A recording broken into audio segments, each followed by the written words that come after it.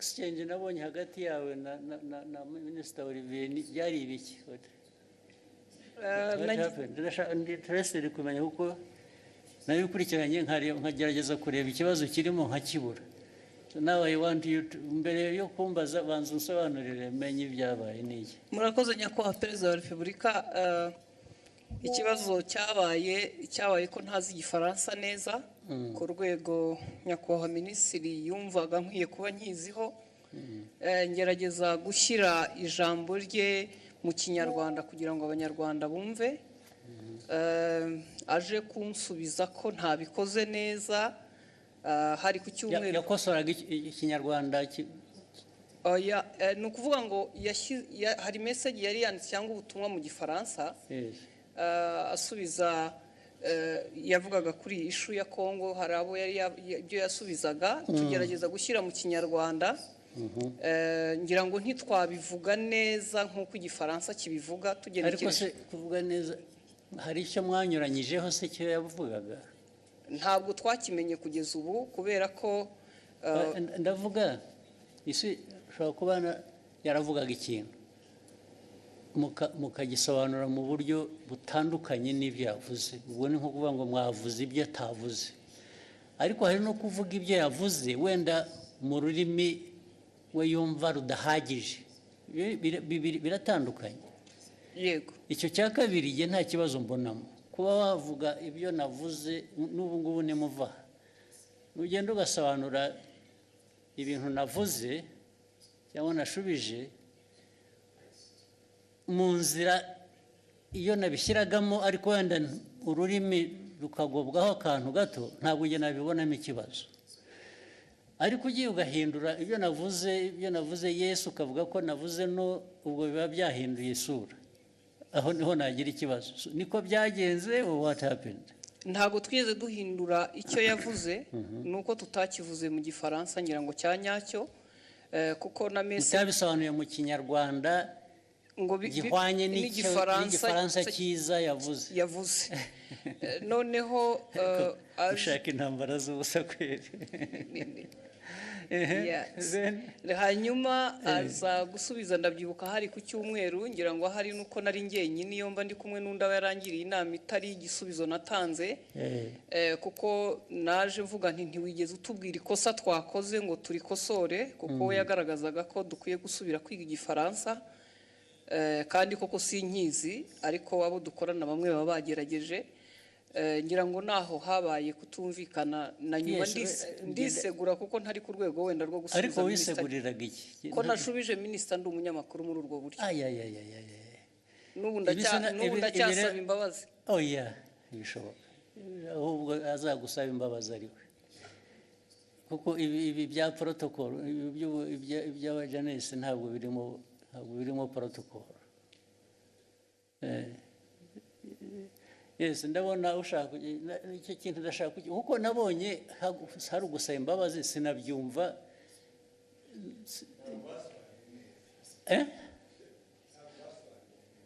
Kudasobanura neza ariko nabyo bifite ikindi bivuze bibiri.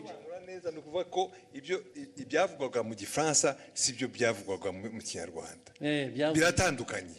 Si ukuvuga ko Ikinyarwanda cyari kibi. Oya, ntabwo cyasobanuraga icyo Igifaransa cyavugaga. Byanyuranye bite? It was not opposite. Sinibuka neza ariko icyo gihe twarabibonye twese tuti niba mutazi Igifaransa nta mpamvu yo gukomeza kuvuga mu Kinyarwanda mwihimbira. Ariko ubwo namwe mwagiye mu rurimi gusa ntimwareba content. Nge ndashaka kumbwira content. Nyakubahwa unyemereye buretse content nuko cyanyuranyijeho niki yavuze iki ku buryo kinyuranyije n'icyo undi yari yavuze. Aho izo mvi zanjye zintaye kuko no ariko icyo nibuka icyo gihe kuko twese twabibonye icyo Minisitiri nta makosa yakoze. Avuga ati hari ibyo gihe navuze mwebwe musobanura mubwira Abanyarwanda ibitari byo. Yes, ariko ntabwo wavuga utyo gusa utavuga ibyo ari byo nawe. Muri aka kanya mu mbabarire nizo urabivuga n'imbaraga ukagira ngo kuko hari substance hari na form. content na form. Content ya misrepresentinze ni iyihe, ariko the form bijyanye na language bishobora kuba bitari uko bikwiye kuba bimeze cyangwa uko byumva, ariko did it change the content? Yes. Uravuga yes, nakubaza ntabwo bizi. Nibyo nibuka, ariko na minister nawe arahari. Of course, n'ubundi iyo mbwira nkabaza minister na mbere hose. Yes, minister tubwire. Very important kuri jye, nabonye abantu bahereka. Reko nta protocol iri mu bibi bintu. Nabonye hari basubiza ngo abwiye minister nabi, minister nabi ko tubaze. Murakoze Your Excellency, ntabwo byari ikibazo cya protocol, ntabwo byari n'ikibazo cyo gusubiza minister nabi, nge nta kibazo nari mbifiteho. Ikibazo ni content. Nari navuze bijyanye n'inama yabereye i Nairobi ya Africa Fraud Summit twari twagiyemo. Tujya ku substance nyine quickly, kuko guverinoma ya Kongo yari yavuze yuko ngo mu nama ngo bavuze ko u Rwanda rwabateye bakabibwira bari mu nama, kandi iyo nama ntabwo perezida wa Kongo yari ayirimo, yaje irangiye bazanye umukandida wa muri francophonie. So abanyekongo ibyo bavuze nibyo bitari byo. Hanyuma ndabivuga muri tweet mu Gifaransa mbabwira ko ibyo bintu mwavuze ko abanyekongo ibyo bavuze atari byo. Hanyuma rero mu kiganiro na Scovia barimo bagerageza gusemura, barabiquestioninga byose. Bande ibyo navuze barabiquestioninga yuko muri ikiganiro Scovia n'abandi banyamakuru basangiye stage muri Mama w'u Rwagasabo. Hanyuma baranavuga yuko bavuga ngo iki, bavuga yuko ibyo navuze ahubwo bagiye kubibaza umuhanzi witwa Sherry Silver wari watumiwe ngo aze muri party yagombaga kuba after the meeting ya Africa Fraud Summit. Ku buryo navuze yuko bitanakwiye yuko ariko ibyo bavuze bitajyanye n'ibyo bavuze ni ibiki? Nibyo ngibyo byuko Kongo yanenze u Rwanda mu nama, kandi Kongo perezida wayo ataranahari. Ibyo nibyo navuze, bo baranabiquestioninga. Barabiquestioninze cyangwa babiripotinze ku buryo butari bwo? Babiquestioninze ibyo navuze. Bavuga ko ahubwo baza no kubaza umuhanzi.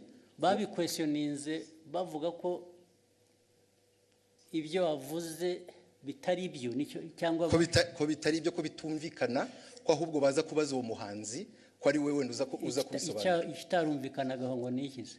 Nibyo nanjye nibaza, kuko ibyo navugaga byari clear, kuko Kongo yavugaga ko ngo batunenze ko mu nama ya Africa Fraud Summit, kandi Kongo itari nahari. Baraje ariko ibyo ni Kongo yabivuze. Ibyo ni Kongo yabivuze, ngewe ndabinenga muri tweet mu Gifaransa. Hanyuma ahubwo bo barananenga bavuga ko bidasobanutse ibyo ndimo mvuga. Bitasobanutse meaning what? Ko ibyo mvuga nenga Kongo ko bitari clear, kandi ari nge wari uhari muri iyo nama. Ibyo navuze byari bisobanutse, kandi ari ikintu kimisinga aho ngaho ntumva neza. Bakwandika bavuga ngo ibyo bavuze si byo, bavuze ibyo bo kuri bo bakuvugiye ibyo wavuze se bitari byo. Oya, barabiquestioningaga yuko ibyo mvuga bitumvikana. Best ku bintu ntanumva, kubera ko it was clear ibyo navugaga byuko Kongo ntabwo yari mu nama, nishobora kuvuga. Babiquestioninze bavuga se ngo Olivier arabeshya, ntabwo biri ari byo yavuze, cyangwa yavuze bashatse kuvuga ibyo wavuze ariko babivuga mu buryo butari bwo, batanga indi content or bavuga ko ibyo mvuga bitumvikana, ko ngiye ibyo mvuga nka Minister wa Foreign Affairs wari muri iyo nama, ko ibyo mvuga bitumvikana, ko ahubwo bagiye kubaza umuhanzi utari no muri iyo nama. Umuhanzi se bamubarizaga iki? Kubera ko yari yatumiwe muri party yabaye nyuma y'iyo nama. Hari party yabaye, hari umuhanzi wari watumiwe ngo bafashe gutegura iyo party, ngo nibo baza kubaza mu bintu byavugiwe mu nama y'abakuru b'ibihugu narindimo. Aho ngaho niho hari ikibazo. Ariko ikindi kibazo muhitamo kubishyira ku rubuga muterana amagambo. Nuko hari hashize n'iminsi mubwira ibyo batagiye basemura neza, mwandikira akamubwira ko babikora, nyuma bakongera bagasubira bakabidistortinga. ibyo byaje kuba noneho bitari interpretation, ibyo bavuze gusa ko ibyo bavuze atari byo, ko atari byo, ko babiquestioninga. It is very intriguing. What is it? Nyakubahwa, murakoze kongera kumpa umwanya. Abandi mwari kumwe icyo gihe ni bande mbese? Ni abanyamakuru dukorana, ntabwo bari hano. Twari mu kiganiro dusangira amagambo magufi turebe turangize. Icyabaye, leta ya Kongo yavugaga ko bari bahari nk'uko nyakubahwa minisitiri yari yabavuguruje, nawe akavuga ko batari bahari. Noneho mu kiganiro, kuko abari talk show atari kuvuga ngo turasoma amakuru kwa kundi twihuta. Ni ikiganiro mwakora? Ni ikiganiro, noneho tubiteramo urwenya, turavuga tuti se ko tutariyo nk'abanyamakuru, Kongo ikavuga ko ihari, u Rwanda minisitiri akavuga ko adahari, turaza kubaza uwo muhanzi twabonye we yaranahara tubwira ngo yarashinzwe protokole kuko yagaragaye yifotoza muri iyo nama na perezida w'Ubufaransa ari nawe. Mwibaza ngo noneho icyabaye ni iki? Twibaza ngo ni iki, tubavuga tuti turaza kubaza uwo niwe utari ku ruhande rwa Kongo ntabe na minisitiri ashobora kutubwira ko yamubonye cyangwa atamubonye. Tubivuga dutyo turagenda. Nyakubahwa Perezida wa Repubulika ngira ngo ikibazo cyaje kuba ubwo nyakubahwa minisitiri yazaga kuri Twitter akoresha imvugo igira iti Madame Scovia Mutesi, ikiganiro cyanyu kiratera urujijo mu Banyarwanda. Inyandiko yanjye yanditse mu rurimi rwumvikana. Ubutaha muzashaka umunyamakuru uvuga neza Igifaransa asemura inyandiko nk'iyi uko bikwiye mbere y'uko muyiganiraho. Nibiba ngombwa muzabaze. Ariko urumva mwese mugira ngo mufite muzambaze, sorry. Uretse mufite ikibazo. Olivier ko avuga, ko minisitiri avuga, ni nkaho bavuze ngo ibyo yavuze asubiza ko abanyekongo batari bahari. Mwavuze ko ni nkaho muvuga ngo abanyekongo bo baravuga ngo bari bahari, wowe uravuga ngo ntibari bahari. So nibyo byateye urujijo. Yego. Okay? Ntabwo byaba ikibazo cy'Igifaransa rero cyangwa Ikinyarwanda. Kuko niba uvuga ngo mu iyi nama ntabwo bari abantu bari bahari. Okay? Then wowe ukavuga ngo minisitiri ibyo avuga ntabwo ari byo, bariya baravuga ngo bari bahari, minisitiri aravuga ngo ntibari bahari. Icyo kikaba ari cyo kibi.